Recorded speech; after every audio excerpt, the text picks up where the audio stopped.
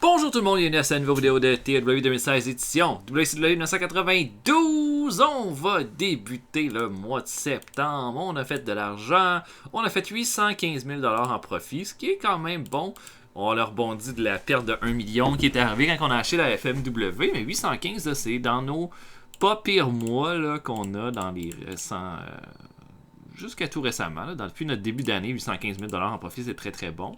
Donc on va débuter, on va aller à Fall Brawl, où on aura, je vous le dis tout de suite, là, on va tout de suite mettre ça à 4 heures, ça va être réglé, où on aura notre combat, là, voyons, War Games. Il y aura un War Games lors de ce show-là. J'ai pensé à toutes mes storylines, je pense que ça va être un mois pas mal intéressant, avec des changements, à certains niveaux. Donc, puis je pense que rendu là, c'est nécessaire. Au prochain show, World Wild, les Art Warriors vont affronter les Taylor Twins en main event de World Wild.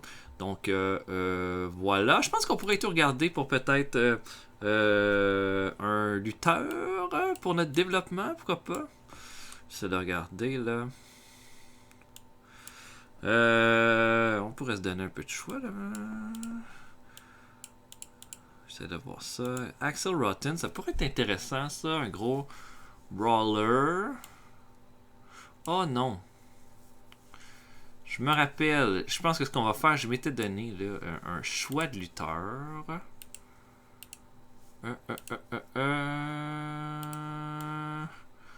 Donc, oui, c'est ça. Je vais vous donner le choix entre 3 lutteurs pour ajouter dans mon développement.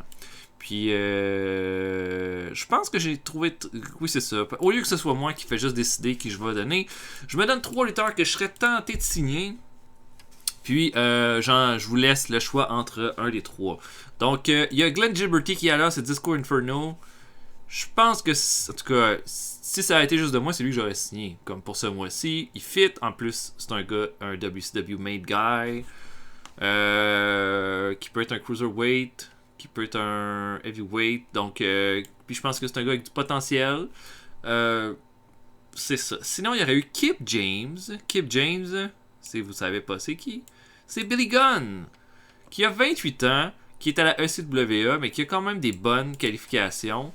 En 92, peut-être que j'ai pas l'intention de signer Bart Gunn, mais Billy Gunn, c'est un gars que j'ai toujours trouvé bon. C'est un gros lutteur, pas mal de charisme, possiblement qu'il y aurait de quoi d'intéressant à faire avec lui. Puis sinon, j'appelle ça plus voyons,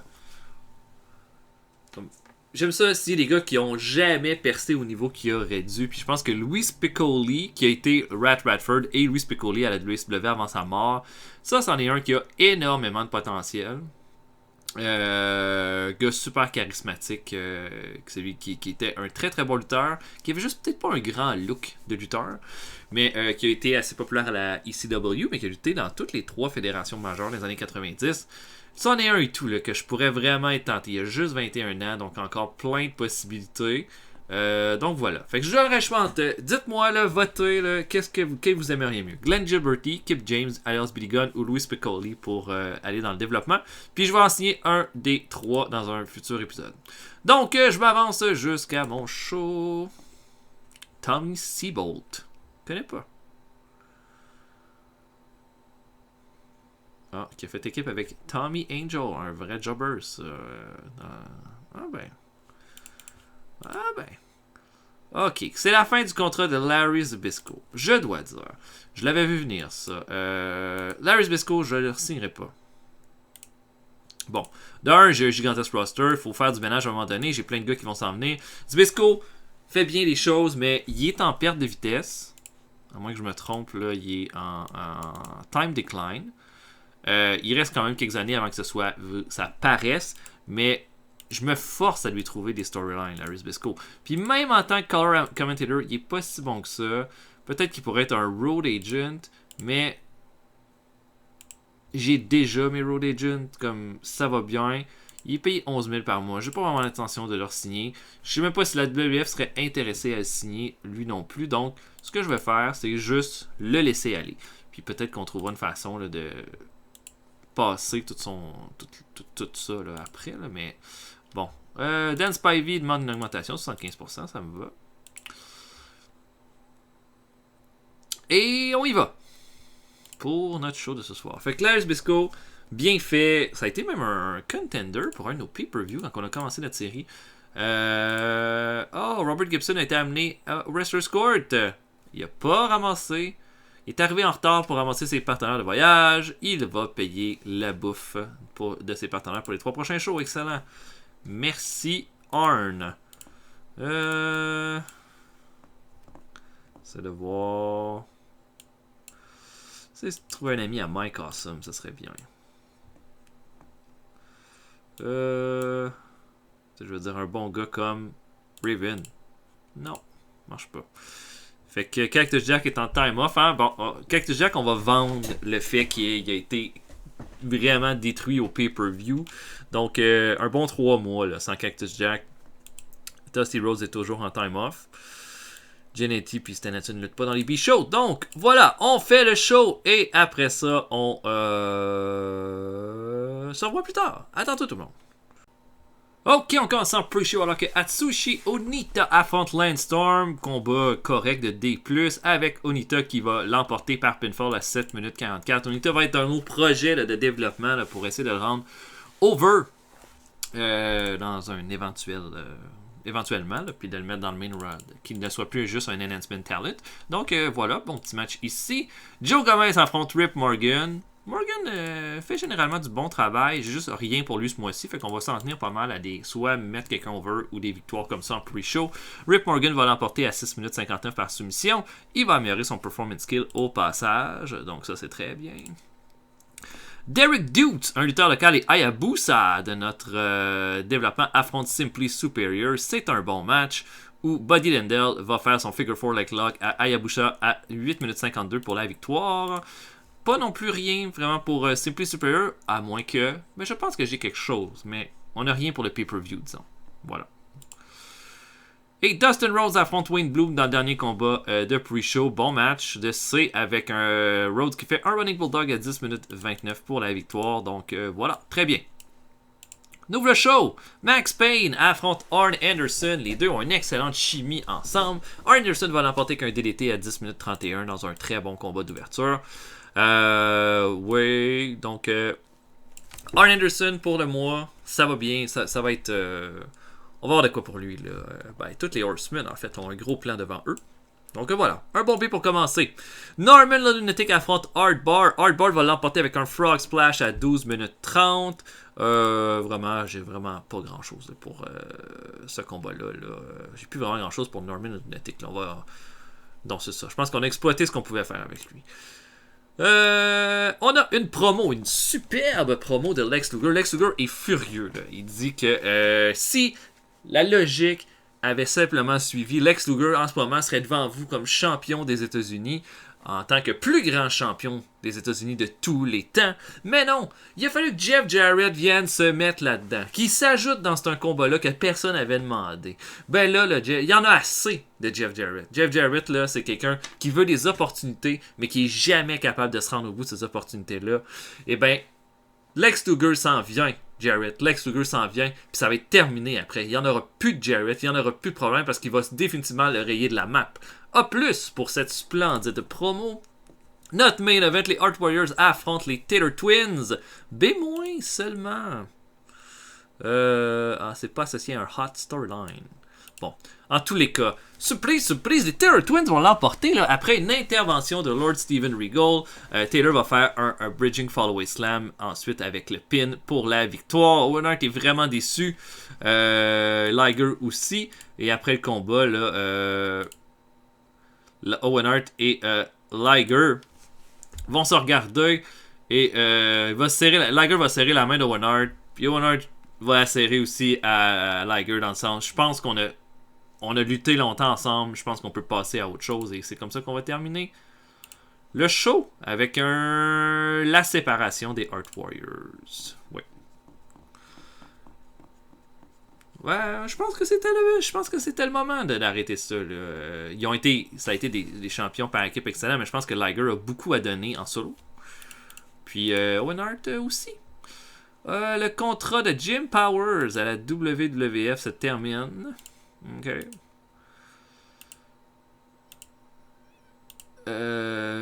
toujours le contrat de Larry Zbyszko, ça va. Dustin Rose, Dico Winard est pas mal bon dans le ring, on devrait le pusher. Ben, c'est ça qu'on fait, mon ami. Jim Powers, ça vaut pas grand chose. Quand même D. Ouais, je sais pas. C'est pas un. Quand même un bon star quality. Mais quel âge qu'il a 28, 34 ans. Oh! On a signé Sonny Ono comme manager. Ben oui, je l'ai signé en douce. Même chose pour Conan. Je l'ai vu là, qui traînait dans les gars. Ben, je pense que ça, c'est un gars qui a énormément de potentiel. Ça ira pas en développement. Ça rentre immédiatement là, dans le main roster. Donc, vraiment hâte de voir ça. Il est déjà signé en plus.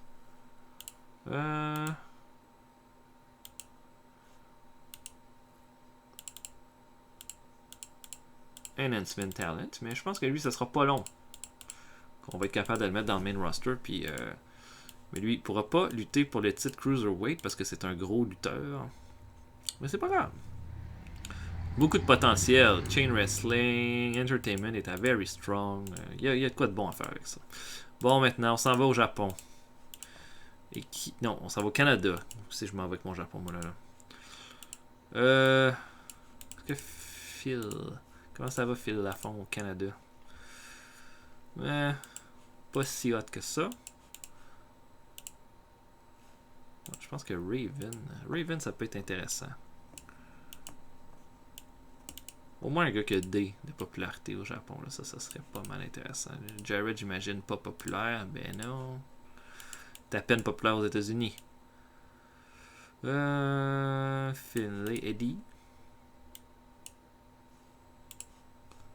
Eddie au Québec. Ok. J'ai pas ça. Un match entre Raven et Eddie Guerrero. En main event. Ok. On va faire ça au Québec aussi. Pas le choix. Il se passe de quoi avec George Hines, qui a dessiné des beaux petits dessins de ses collègues. Hey. Gentil. Gentil garçon. Ok. Mettons Ric Flair. On va essayer de trouver un ami à Rick. Je vais dire un gars comme Chris Benoit. Non. Pas d'ami Chris Benoit. Donc, je book et on se voit plus tard. Main event Raven contre Eddie Guerrero. À tantôt tout le monde. Ok, on est devant 66 personnes au Québec. Donc, on commence avec Jack Victory qui affronte Mark Mero. Mero qui est dans notre développement depuis peu. Jack Victory va l'emporter qu'un Victory Plex à 9 minutes 36. Rien de spécial, pas un gros combat. On a ensuite Conan qui fait ses débuts et qui affronte Killer Kyle. Une performance de D- pour Conan, ce qui n'est pas vilain pour démarrer le tout. Sa gimmick des technicaux est moyenne. Killer Kyle va l'emporter avec son Spinebuster à 9 minutes 39. Killer Kyle a maintenant son Flying Skill et son Performance Skill avec ce match-là. Ah ben tant mieux.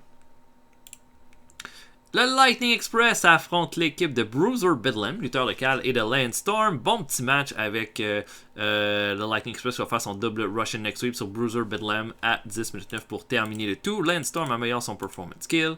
Parfait, c'est moins. Et le dernier combat de pre-show, Scott Steiner affronte Awesome Kong, combat de gros monsieur. Et Steiner va faire son Steiner Screwdriver. Je sais pas trop comment il va réussir ça contre Awesome Kong, mais il va faire ça et il va l'emporter pour un C-. On ouvre le show. Scott Steiner est en entrevue là, avec et il parle de Vader. Il dit que bon ben c'est bon, Vader m'a battu là, à Road Wild, j'ai tout donné, il m'a battu. Je considère maintenant qu'on est égalité, une victoire de chaque côté. Fait qu'il va bien falloir qu'il y ait un combat qui va nous permettre de régler ça à un moment donné.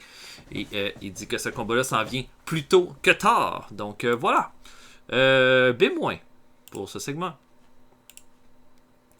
Un combat par équipe, Ricky Steamboat et Jeff Jarrett affrontent Brian Lawler et Terry Taylor. Lawler et Taylor vont être irrespectueux envers Ricky Steamboat durant tout le combat. Là, on sait qu'il a perdu contre Raven, tout ça, et puis ils vont juste pas du tout le respecter durant la totalité du combat. Sauf que ça va se virer contre eux quand Ricky Steamboat va faire un driving crossbody à Brian Lawler pour la victoire des Faces, alors qu'il ne s'attendait pas à ça. Et on va terminer ça là-dessus. On va démarrer une rivalité entre Ricky Steamboat, Brian Lawler et Terry Taylor avec ça. Bret Hart affronte Fatou. Bon match de B avec Bret Hart qui va faire son sharpshooter à Fatou à 12 minutes 38 pour la victoire. J'ai du poor color commentary. Oh, on va regarder ça là, après le combat. Mais Bret Hart fait une belle performance de B+, très populaire au Canada. Il améliore son performance skill et Fatou sa technique. Et on a Mike Redondo ensuite qui vient faire une promo là, en disant que... effectivement, là, il a perdu à Road Wild contre Brian Pillman. Mais maintenant, le monde savent que Mike Redondo n'est pas là pour perdre son temps, qu'il est là pour se rendre jusqu'au top. Puis ce n'est que partie remise. Il va trouver une façon de remonter l'échelle. Et notre main event, Raven affronte Eddie Guerrero. C'est plus seulement pour ce match de 16 minutes 37. J'ai fait un slow pace match, mais les deux sont pas avantagés par ça, on dirait. Raven a affronté le Guerrero et Raven va l'emporter clean à 16 minutes 37 avec un DDT dans un combat tout à fait correct. Donc un B- pour notre show au Canada. Ça me va très bien. On va regarder le color commentary. Qu'est-ce qui se passe? On va trouver quelqu'un d'autre, là, sinon là, ça va pas bien. Scott Steiner dit qu'Awesome Kong connaît pas avec les fans, c'est une perte de temps. C'est un peu méchant, ça, ce que tu dis là. Sting qui re-signe avec nous. Sting re-signe pour vraiment moins cher. Hein? Ça, c'est vraiment rare que ça arrive, mais il était dans les comme 40 000. Là, on l'a signé pour 32 000 $. Donc, vraiment, vraiment une bonne nouvelle, ça, de ce côté-là. Bon, annonceur. Qu'est-ce que j'ai pour Power Hour? Larry Zbyszko, ça marche pas, ça. Là. Ça marche pas du tout. Michael Hayes, on l'a encore pour quelques jours seulement. C'est sûr que Paul Heyman pourrait faire ça.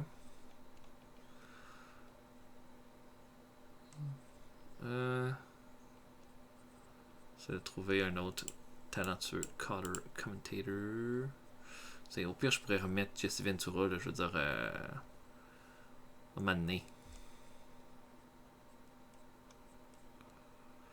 Cactus Jack est bon en commentaire. Dusty Rhodes est déjà là. On va mettre Jesse Ventura là, puis ça va être réglé là. Ok, bon, moi j'irais qu'un tag team match pour le main event de Saturday Night. Est-ce que j'irais qu'une défense de titre déjà? Ce serait ambitieux. Quoique ce serait une belle façon de les mettre en avant-plan. Je sais pas. Peut-être pas.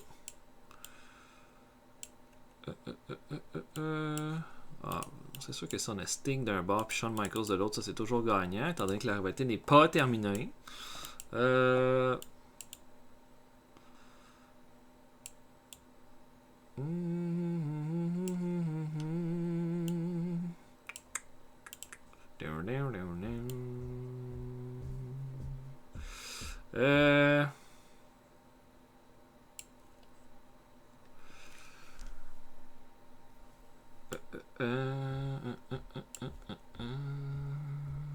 Qui je pourrais mettre comme partenaire?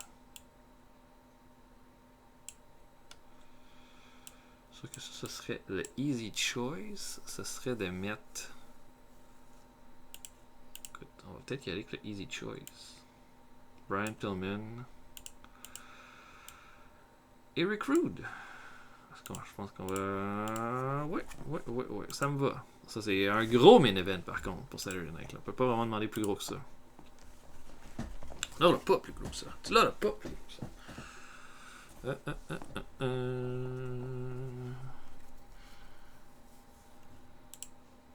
Superstar. Faites un B+. Undertaker et DiBiase ont battu les Ultimate Maniacs. Toujours les mêmes matchs. Jim Duggan a battu Barry Hardy. OK. Scott Norton quitte la PNW. Ah, il est rendu à la NJPW, lui. Oh, une augmentation. Ça va. On lui donne quand même pas mal un gros montant. Winners, c'est ça son nom? Wow. Tous les yeux sont sur Winners. Ray Gonzalez, signe à la HPW. Ça a l'air d'un bon lutteur, ça. Comme une grosse vedette de Puerto Rico. Peut-être. Pourrait être un gars intéressant, un moment donné.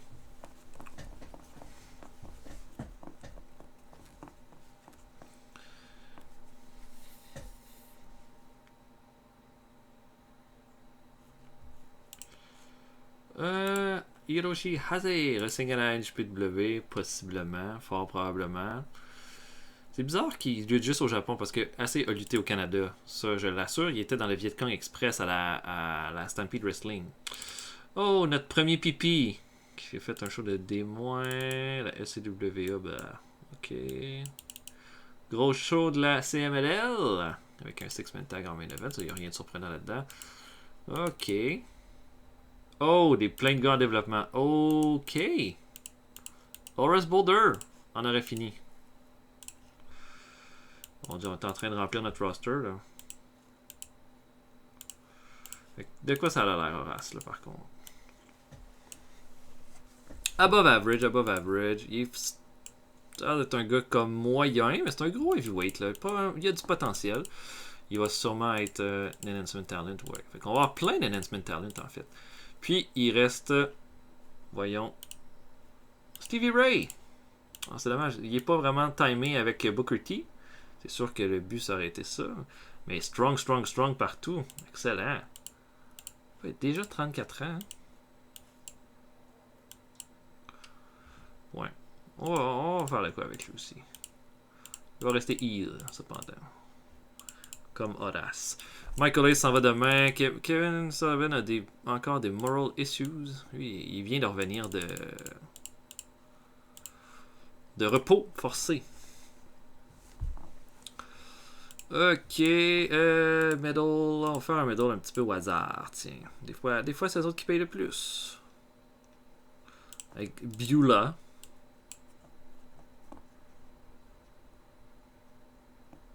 Killer Kyle.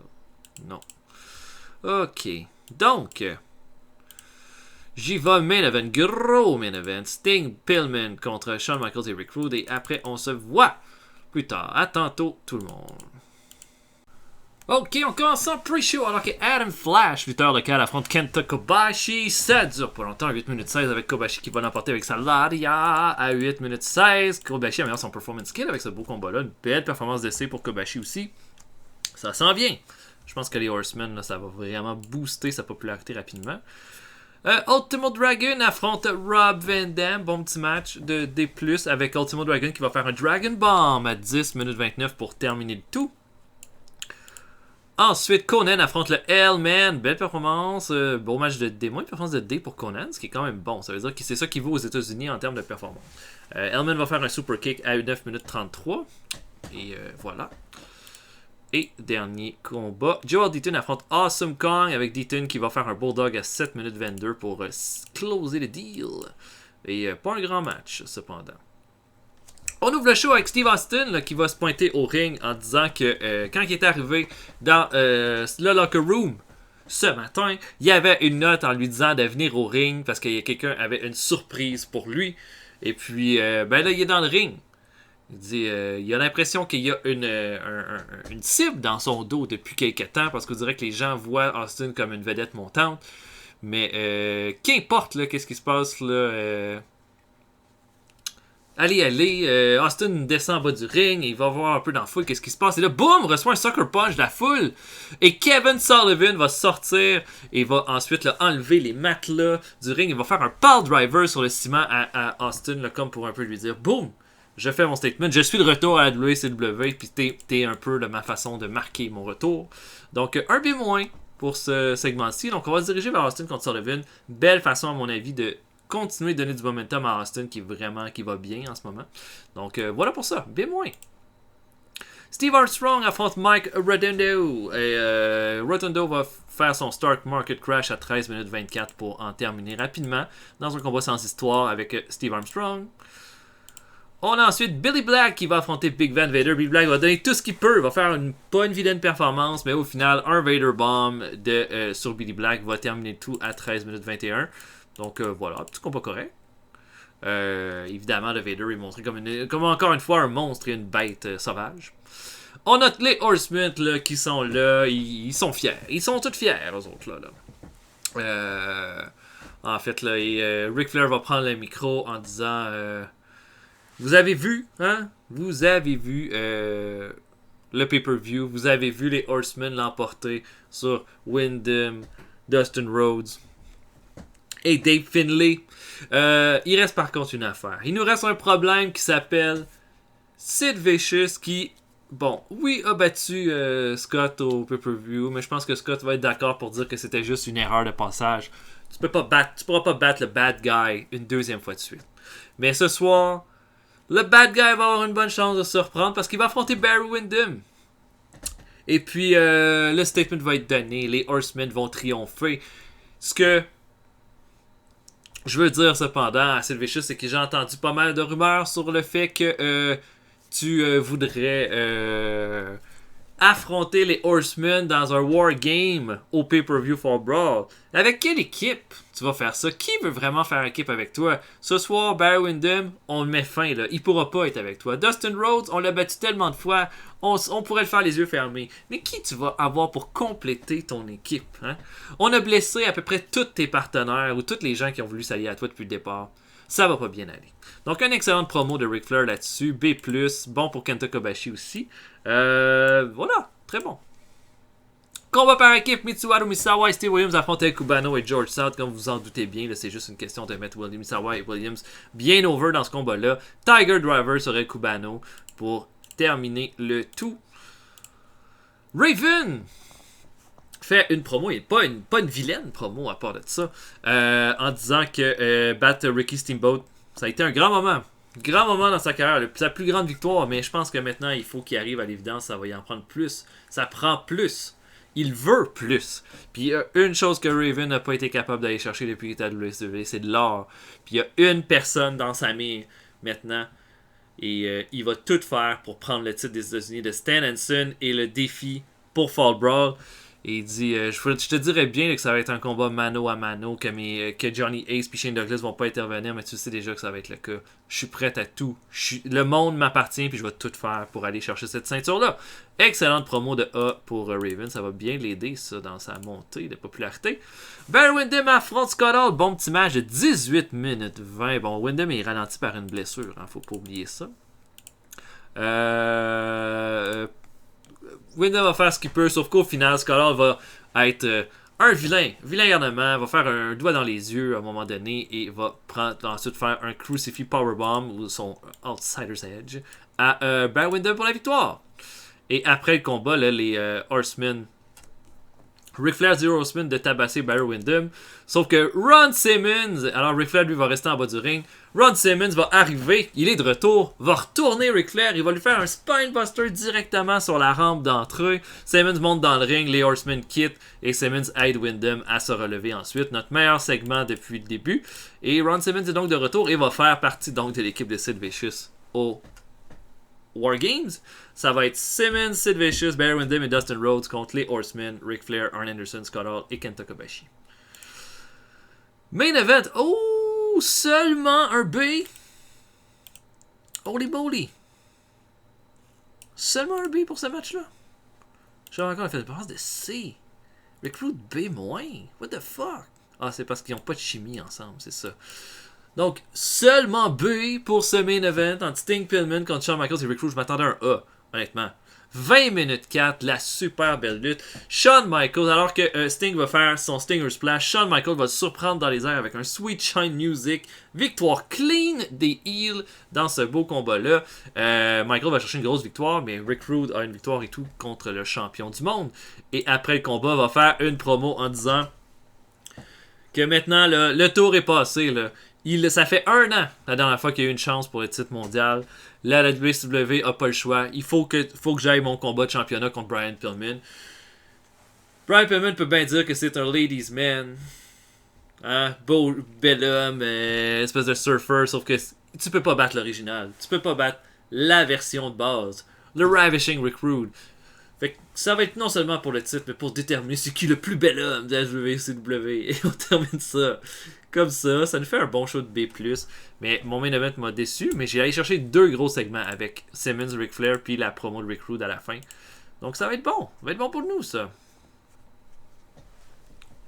Oh, Jim Cluns. Oh. Ça, Jim Cluns. Hein. Je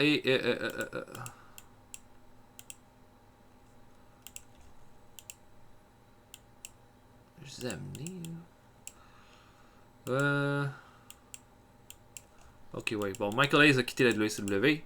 Bon, fait qu'on a un petit peu plus de place sur le roster. On a American Wrestling. Virgil a battu le British Bulldog. Et c'est pas mal ça. Bon, pour World War, je dirais qu'un tag team match encore une fois. Encore une fois, un tag team match.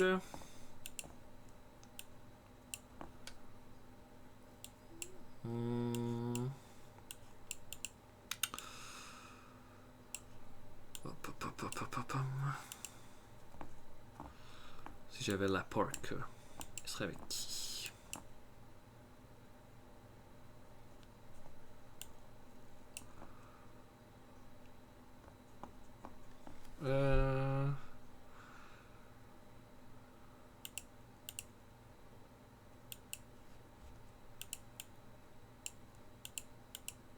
Ok, moi j'irai avec ça. La Parker et Eddie Guerrero en équipe contre Fatou et Samu. C'est avec un combat de Cruiserweight contre 2 big guys. Ça va être mon main event de World War. J'espère que vous avez apprécié l'épisode. On va se revoir bientôt pour un autre épisode. En attendant, laissez des commentaires. N'oubliez pas que vous pouvez décider le prochain lutteur qui va joindre dans notre développement. Là, vous avez le choix entre Glenn Gilberty, alias Disco Inferno, Kip James, alias Billy Gunn, ou Louis Spicoli pour être peut-être notre prochaine signature là, dans notre réseau de développement. En attendant, je vous souhaite une bonne journée à tous, tout le monde, et au revoir.